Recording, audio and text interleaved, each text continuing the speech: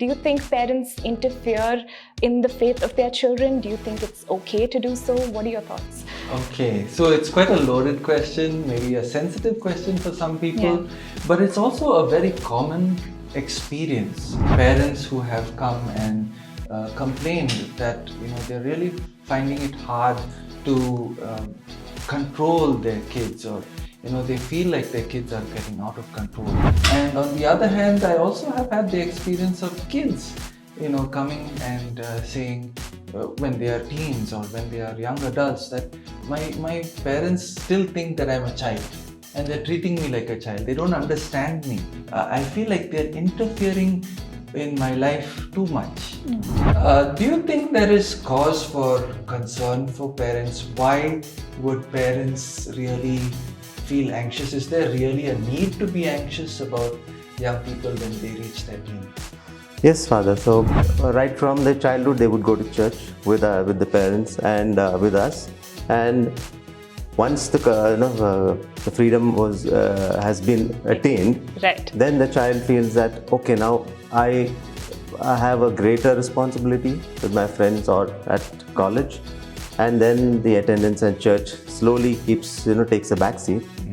Like if you have to have the same experience of your first semester in college and all the new things you will have there, that can only happen when you're 18. It will not happen when you're like 24 or 25. It's just different. It's not the same thing. So when you're a young adult and you're at the threshold of like this whole big world that's open to you, I think it's also important for parents to like understand that there are all these opportunities presented to them and they should be able to or allowed to explore that.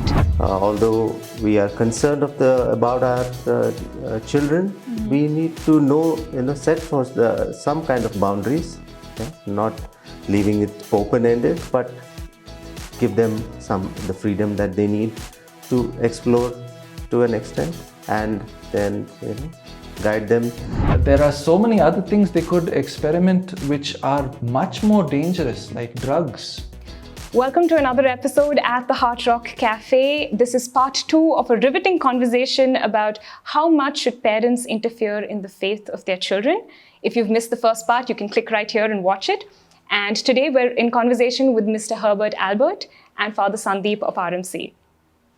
Right. And I also feel like, going back to my example of maybe not wanting to, me as a young person, not wanting to sit down for rosary because I'm mad at my parents, right? I feel a lot of that, that kind of internalization and reaction to, say, prayer is perhaps because I'm also watching what my parents are doing and how they are reacting to my situation and to what I feel is my unique situation. I'm feeling misunderstood and I'm feeling a certain kind of way, and I have what are new pressures, right? Well, Rishika, what you've pointed out is a very sensitive matter because it has to do with the relationship that the child has developed with the parent over time.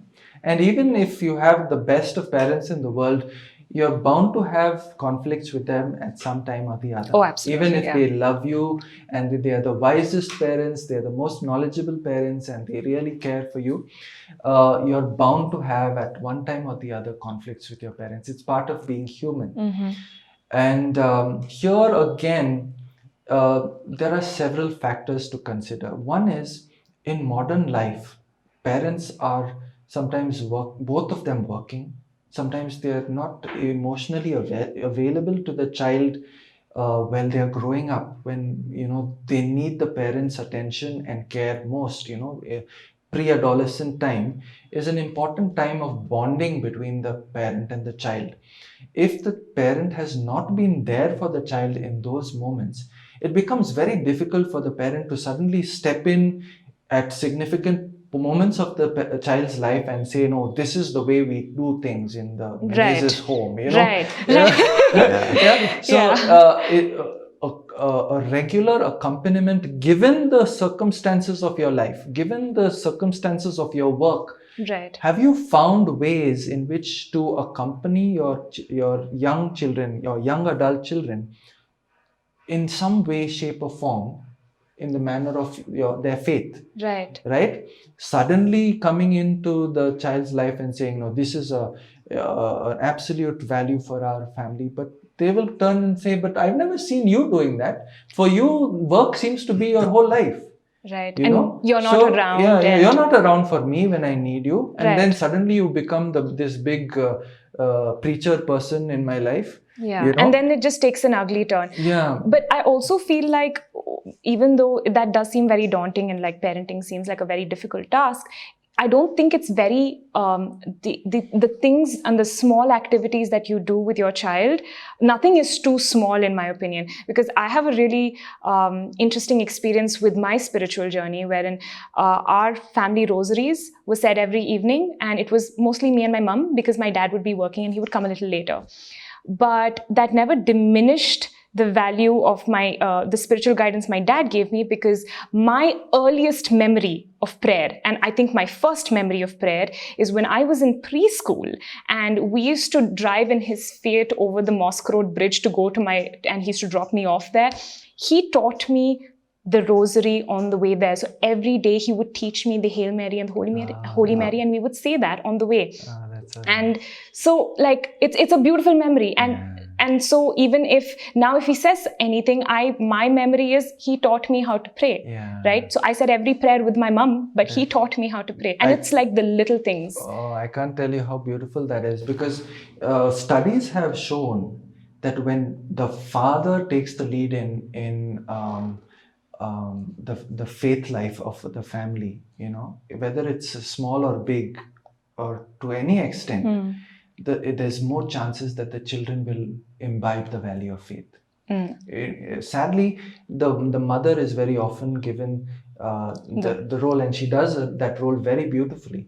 But if the father can also play a small role or a big role in the faith formation of the child, it's important. We have in Jesus' own life, Mother Mary and Saint Joseph, God made sure that this divine child had a mother and a father figure to help them to grow in a healthy, mature, and emotionally and spiritual way. Right? So it's a beautiful experience that you've shared. Yeah. So as you rightly said, I think the children learn more by example, more by observing than by preaching. Yeah. So I think if the parents are fighting at home, and then you say, come, let's say a prayer. It is required, but then you need to also bring in that issue into the prayer. Otherwise, it is only they observe that, okay, you have two sides to yourself. And as when I observed, just a few weeks back, that my son started to drive, and suddenly my wife observed that, she said, oh, look at the style of driving. And like yours. Then it hit me, yes. Oh, okay. That's when it hit me. Hey, this guy is just, totally imitating the way I drive. Right? And then I said, oh my goodness. I swear and curse on the road. I hope he doesn't learn that. It's a very, very delicate line. The good, the bad, the ugly. Like we see everything. Everything. And in fact, one of his birthdays, he also, made, generally the daughter tends to be closer with the father, the son with the mother. So my son, instantly made this comment to my mom during one of that, I think his 18th birthday. He says, I want to become like my dad. That's so sweet. Oh, that must have been very that's nice. an emotional moment for both. In fact, I mean for the entire family. For sure. And one thing that I picked up from what you said, Herbert, is that, and also what you're saying, like when there's a moment of conflict in the family, it's not advisable to just get into the prayers without addressing the problem. Because it is connected to what Jesus teaches us in the Gospels. If you have something against someone else, leave your offering at the altar and go reconcile with them, and then come and offer your prayers. So then the child begins to realize that prayer is not just something that you go through the motions. It's not just something that you put in your timetable. Prayer is something that transforms your life. We cannot pray to God when we are in conflict with someone else. Because the first thing that God brings to our memory when we sit to pray is that we need reconciliation. Right. And so, if there is a conflict in the family, when you come to pray, don't just get into prayer. Yes. Talk about what happened. Thrash out as much as possible and work towards a moment when you can each say sorry for what you did wrong and make up. Then your prayer becomes meaningful. Right. In good families where there is a lively sense of faith that animates their prayer life, it's not just a time of prayer, it's also a time of sharing where the parents get to know what's going on in the life of the kids. The kids also get to know what are the tensions and worries that are troubling the parents. And so prayer time is really a bonding time for the family. Yeah. It's not just something that you go through the motions, and so families, I think, that have that experience of family prayer will never miss out on it unless there's a real emergency. Yeah. And in these modern day times, we've heard of some families, like maybe the kids are studying in a college abroad or away from the city where they grew up. They still come together through Skype or WhatsApp, and they have their family rosary using their modern means of communication, right? Yeah. So thanks be to God for that. Yeah. We have now wonderful, another way of being rooted in faith as a Right. family, even though we might be physically separated. And that's really beautiful that you can come together for that moment. Yeah. Because also, like when you're away from home and you're first foraying into all these adult things, you need a little bit of home with you. You need your family support, even though we don't like to say it. Yeah. We do look to our parents for approval, and we do look to them for comfort. Yeah. So it's nice to be able to have that moment through family prayer. That's beautiful. Yeah. In fact, one of the non-Christian friends expressed. He says, "You guys are so blessed because you get to pray in the family. Oh, we don't have that." right. I don't know. That's important because I think Father Charles and Father Juvie had a discussion with you with regards to the obligations to church at different levels in the last episode. Yes. Yeah, where you have the responsibility to build the church in your parish. Yeah. You have the responsibility to build the church in your family. Yeah. And also in different ways, maybe through online consumption of Catholic content. You're also forming your faith, and also maybe if you're like you contributing to the production of Catholic content, you're contributing to the universal church. Right? So in different ways, some young people have Instagram accounts where they influence others. Oh, yes. About their faith. Yeah. That's a beautiful thing that young people, so that's an opportunity, on social media, that they can share their faith on their own social media handles. That's wonderful. Right? Yeah. So the point is that there are so many opportunities in this modern age, as well as the dangers that parents are worried about. So we shouldn't let the dangers dampen our attitudes towards the opportunities. So guide them to utilize the what is available in a positive way. Yeah. And also, like when there is a conflict, it might be great if, I know in the heat of the moment things get said that you don't mean, but it would be great if, like Father, you were saying, there should be the opportunity for dialogue. Yeah. It shouldn't just be, and it shouldn't be, oh, you did this, so you are that way, which, as youth, we might get a lot. So I think to be fair to the parents, because of their zeal to protect, maybe they take the responsibility very seriously as parents. When they see the child behaving in ways that are disappointing, the temptation is to act out of frustration and anxiety and end up calling the child names. Yes. Even resorting to violence, God forbid.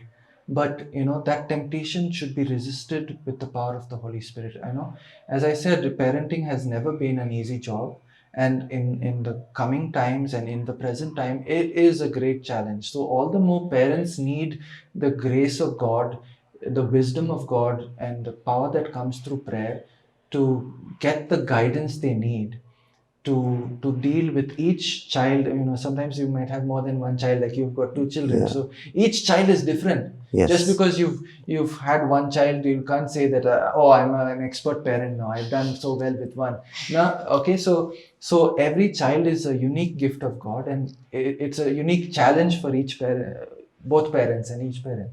So even my parents say that everything is God's grace, because they feel and they really believe that there were so many things that were out of their control when we were growing up. Right. Yeah.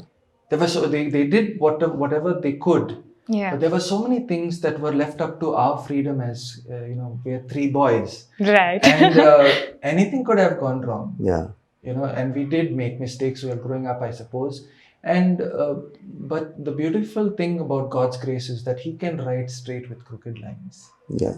Yeah, He can Yeah. turn even the mistakes that we make into something beautiful. Yes. Yeah, and for example, when I was growing up, I remember there was one time when the family was seated for prayer as they were used to, and suddenly I had this inspiration that why should I pray?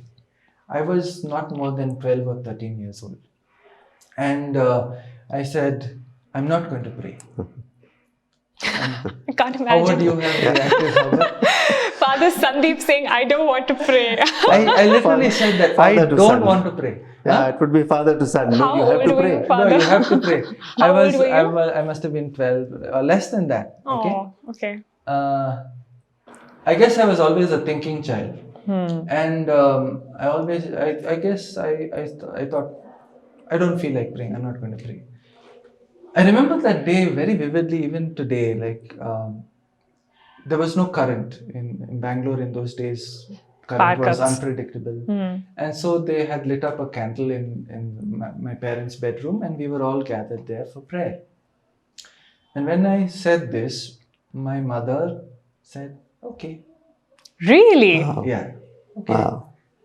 And she had some counseling psychology background, so I guess. Okay. But anyway, Still. so I went out of the room, and I was going away from the light into the darkness, and I began to think to myself, this feels good. I'm doing what I want. But at the same time, how long can I keep this up? I'm not doing this, Yeah. my mother any favors by praying. It feels awkward to be outside. And I think that was the first time when I realized that prayer was not something I was doing to please my mom, but to maintain my relationship with God. Yeah. I think And that. so I went back. Yeah.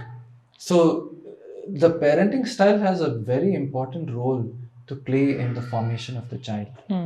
You must understand all the variables involved in every interaction with your child. And that's why I say parenting is a big challenge. Because Yes. everything you do or don't do, or say or don't say, and the way that you say and don't say it Yes. has long-term consequences for the child. That's true. But again, falling back on the grace of God, this is so that parents don't feel, oh no, sometimes parents are burdened with tremendous guilt. Have I done enough? Have I done enough? Thanks be to God that it doesn't depend entirely on you. Yes. God has a relationship with each person, and God knows how to bring us back to Himself when the time is right. Yes. Yeah. So when the child is a doubt, and how do you respond as a parent? So how much of the advice that you will be able to give? Yeah. How am I doing enough? Am I overdoing it? Okay, how much is enough? Right. So as we were kids, my parents would take us to church for everyday mass, daily mass, and we would participate in the service, and we would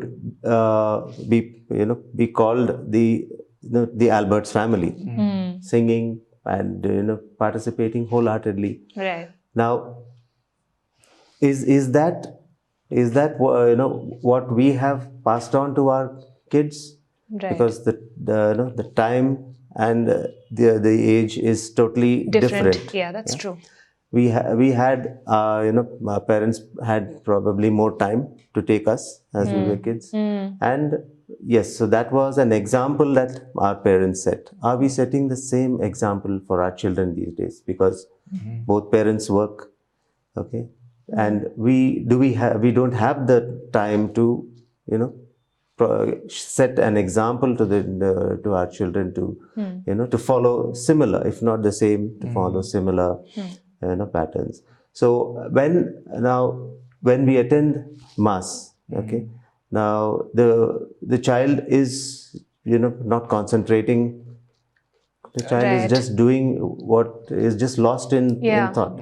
Yeah. How do we address these these issues? How do we correct the faith Right. formation? Right. Okay, there is a way that you need to attend the service, and even at home, right? When we pray, do we have a place of prayer, or do we just find any time and sit anywhere and pray? Because if you tell the child, now you sit upright, and you are sitting in the presence of God. Okay, we are in His presence, and we need to give that space Yeah. to the Lord. But no, then the child is slouching. The child is not rolling the beads, or Not concentrating. not keeping a prayerful pose. Yeah. So how is this addressed? And so I think it is in the small little things that a parent does, that without making the child or targeting the child, we need to say that, okay, you are in the presence of the Lord. You need to pay attention to this part of the mass. Okay, the important parts of the mass. Okay, where you need to stand, when you need to kneel, when you need to Sit. Yeah. pray. Yes, certain things are cultural in a way, and they are ecclesial, because when we talk about postures, why is the church so insistent on postures? It's because we are not just spiritual beings. Yeah. We are, throughout our life, we are embodied spirits. And so the way that we have our body postures express our awareness that God is real, that God is a person, that He is a person who is able to, we are able to enter into a relationship with Him, and we express this relationship through these postures and gestures.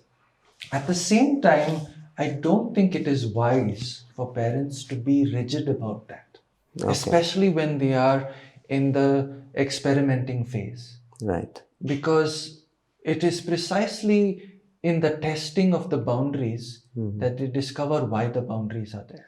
Okay. They have this thing in I forgot which culture, but the Rumspringa, where like very closed off communities allow their youth to go out and experience the world. Oh, okay. It's I think the Amish also the have Amish community. Yes. So they have this concept of the Rumspringa where they are sent out, and interestingly, most of them see everything, try everything, and then just come back and say, yeah, this is home, this is what, because I've been raised in these values and this is home to me personally.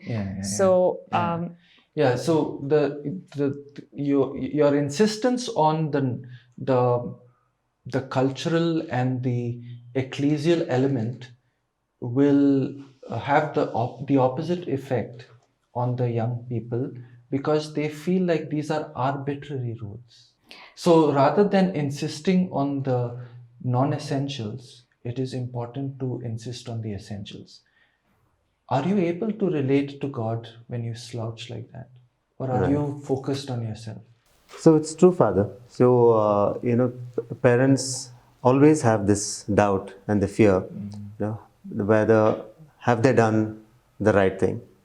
Because when you see your child go astray, or not go astray, basically when you feel that the child is not doing what you want them to do, not attending to the faith the way you want, there is a doubt.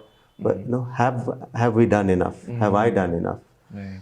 I may have been the best, have had the best of faith formation. I may have given them the best of faith formation, but is it enough? Yeah. So that is always that inner feeling that am I leading my child astray with what I'm doing, Or are you doing too much? or am I doing too much? Yeah, and I think that's a fine line to balance, because like that age is the time where you're at the crux where you want to make your own decisions and you want to feel that agency, you want to feel that sense of control. So being able to make choices, make mistakes, learn from them, I think that's very important. And I think that's a lot of the times that's what the youth are like striving towards. That's what we want. We want to be able to, if we mess up, it's our muck up. We will come running back to our parents, but we muck up, but we accept that that's a part of our personal growth story. I think right? also we have to keep in mind, what is the ultimate goal of parenting?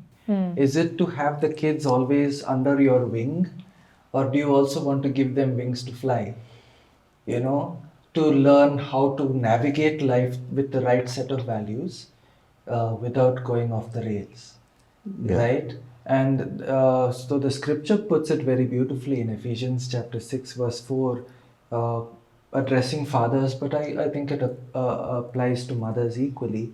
Do not provoke your children to anger, but bring them up in the discipline and instruction of the Lord.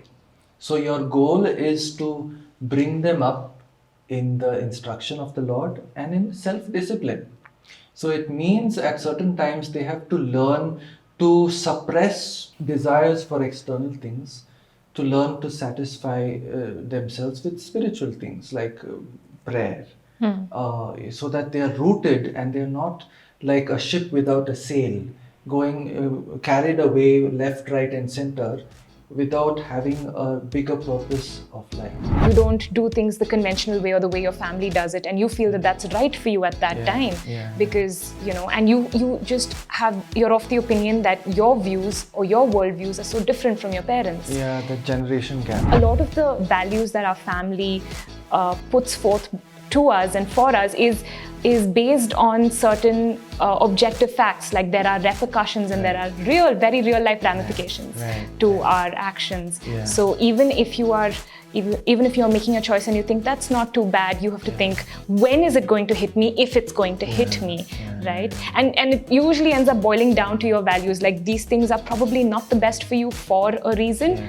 The same thing that you tell a child in their catechism classes is not going to be satisfactory when they reach the age of reason. And so that it is very often a lacuna in our families and in the church, that young people do not have mentors to whom they can go to with their questions. What my advice to my child would be, if you are still in doubt, talk to God. And when you are confused, dialogue with the Lord. Hopefully what this video will do is that each one of us will start thinking about, is my faith sufficiently expressed in my family?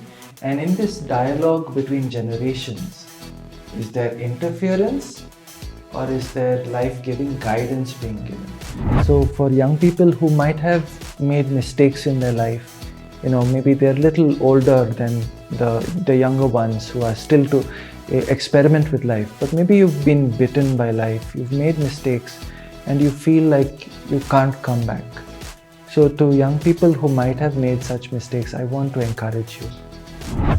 Thank you all for joining us for yet another episode at the Heart Rock Cafe. We're glad to have your support, but we'd love it if you'd also check out all the other wonderful episodes out from this podcast and also the RMC channel.